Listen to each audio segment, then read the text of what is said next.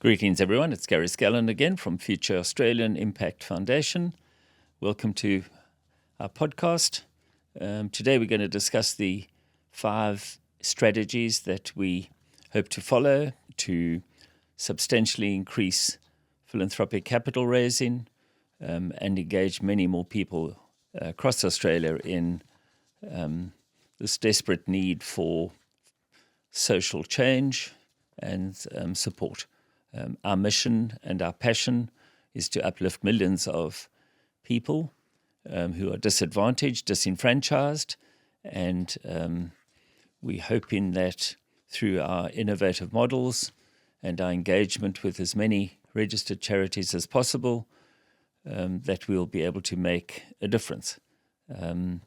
So we believe that there are 5 key areas that we intend to focus on. And may I just remind you that our role is to support other charities, to use our facilities, our models, and our support to raise and deploy capital far more significantly and more impactfully. The 5 strategies that we are looking to support you with are new sustainable models. I've touched on those briefly, and in future podcasts we'll go into great details around that. The emphasis just is on sustainability. We think it's imperative that we not only continue the current begging bowl mode of well-meaning, well-intended people who are doing wonderful work asking people with money for more money, but we really believe that there are better models around that. We have to create sustainability, both for charities as well as for donors. And that's our intention. We have designed and innovated 3 or 4 groundbreaking, market-leading, completely unique models in which we use basic financial acumen and strategies to de-risk capital, whilst at the same time providing a known fixed income over a fixed period, which creates the certainty and the regular cash flow that we believe should be a priority for all charities. And as far as the donors are concerned, we believe that they deserve better models than simple tax deductibility, that we should include tax deductibility in sustainability so that they can physically see and act and see the impact that they're having. We believe that in that way we will be able to attract, all of us together will be able to attract significantly more money from the market. In looking at our current donors and the current makeup of our significant sector, 60,000 plus charities, it's clear that the vast majority of the money comes from the top end of the triangle. That would include high net worth individuals, family offices, corporates, etc. And their models are very restrictive at the moment. Basically, they nominate a charity, they give money, and then the charity inevitably comes back to them. The more money that's given, the more the need is, and so the more the obligation is effectively to continue on the treadmill of constantly giving money and needing to give money in order to sustain a charity. The donors simultaneously know that most of that money has been spent to run the charity. And that's not a negative comment, it's a simple statement of fact. But what it does mean is that the vast majority of money is not going to the intended beneficiaries. And so you get in that process, as previously discussed, you do get a feeling amongst donors and high net worth individuals that they don't give as much as they possibly could, simply because they believe that the money is not being effectively deployed or as effectively deployed as it could be.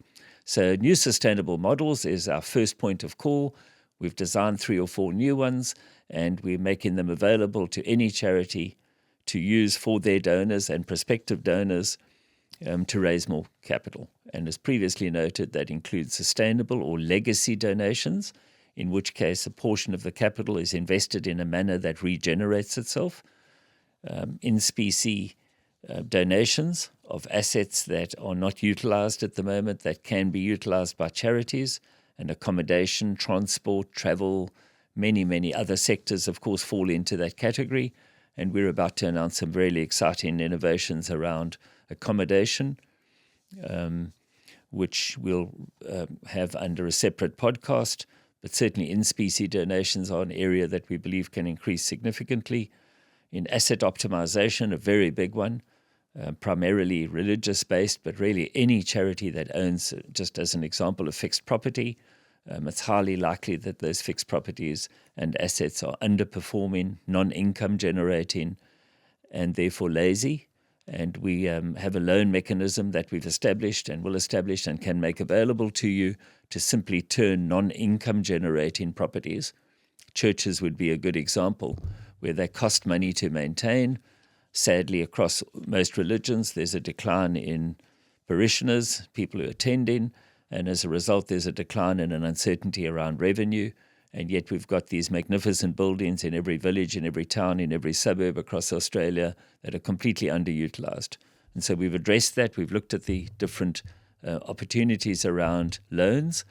And of course, it's not desirable that a charity takes on a big loan against a property because of all the uncertainty of income and the stress, additional stress that would bring. And so we've designed a self-liquidating loan, utilizing the property, but then a self-liquidating loan whereby the charity then does not have the obligation to repay the loan. It self-liquidates and at the same time releases a significant amount of money for the charity, which can either be given as capital or received as capital, or can be structured to provide regular cash flow and regular income. We think that that area of asset optimization is significant and will raise additional funds for our sector. Then we've got the consolidation of sectors. We've previously touched on that, and again, we'll run that in a separate podcast because it's quite detailed. But we're one of the few major sectors that have not gone through consolidation. The sector, surprisingly, does not collaborate, in our opinion. It's a little bit controversial and confronting, but we have 60,000 charities. In some cases, we have thousands and thousands of charities in the same sector, mostly emotion-based, all running and battling to sustain themselves in the majority of cases, low income, all sharing, and all having overheads that are duplicated.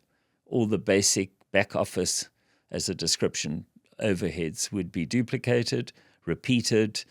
Charities in the same sector, all hiring premises, employing people, having telephone systems, paying rent, paying lights, paying transport, and all of that back office actually, in our opinion, makes absolutely no difference to the donor. They don't really care which accounting system you use or which legal practice you use for your agreements or where your premises are. The passion from a donor's perspective and from the charity and the people working at the coalface, all of those wonderful people in the sector, all want to focus on and support the actual beneficiaries, which is the entire intention of our charities. So we've looked at consolidation. We may only get to that in the months ahead, but we are in discussion with some major institutions. We believe that it'll be really difficult for any individual charity, however large they may be, to be the catalyst for consolidation. We know that there are many wonderful charities that work with each other, that collaborate, but in truth, it's only scratching the surface of an ultimate financial stroke administration, stroke compliance, legal platform, which could be compared, for example, to the financial services sector, where we've got all the big investment and funds management platforms that are run by financial institutions, which all financial advisors use. We call them platforms and we call them dealer groups, etc. Philanthropy doesn't seem to have many of those. We have got, even our overriding body seems to only have less than 1,000 members, when in fact the overall market is over 60,000. And so there's a general lack of collaboration. However harsh that may sound, we believe that that's true. And in time, we believe that it's inevitable. And again, believe that that might be welcomed by government, whereby we can centralize at least the administration part of it, and in the process reduce overheads. And of course, if we reduce overheads in every charity across the board, then quite clearly we're going to increase impact, even if we don't raise more money. So we see collaboration and consolidation as absolutely critical and one of our core areas where we're hoping to make a difference. The other area is that we believe that significant additional capital can only come from people with money, quite obviously, again at the top of the pyramid in terms of finances, from corporates, from high net worth individuals, from family offices, from foundations, who are already the largest contributors by far. And we believe that we need to engage certainly the corporate sector and the institutional sector in a far more sustainable, proactive way than we're able to do as a sector at the moment. And in order to do that,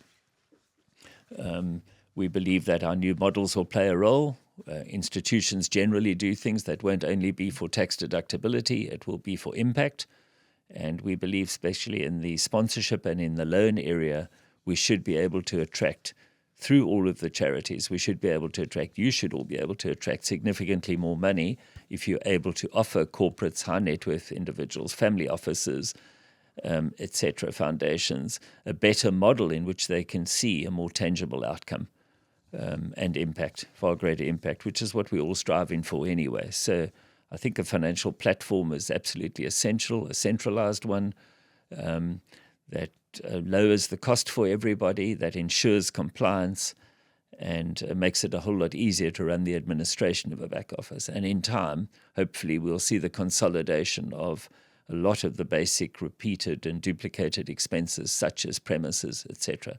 Again, it's just our belief that donors don't care where your premises are, they don't care what your address is, they care what impact you make in and the wonderful work that you do as charities. And so we believe that there's massive room for consolidation, starting with some form of institutional platform that provides all the, let's call it the back office, the non-revenue generating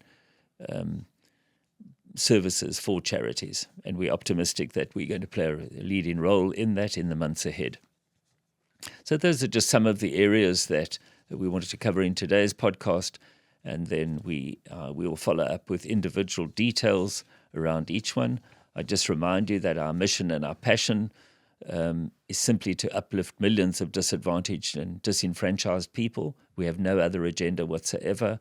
Whilst we are an ACNC registered charity with DGR status, we position in our business and our charity, our not-for-profit, to simply support other charities, to make them more efficient, to raise more capital and deploy it more effectively. Thank you.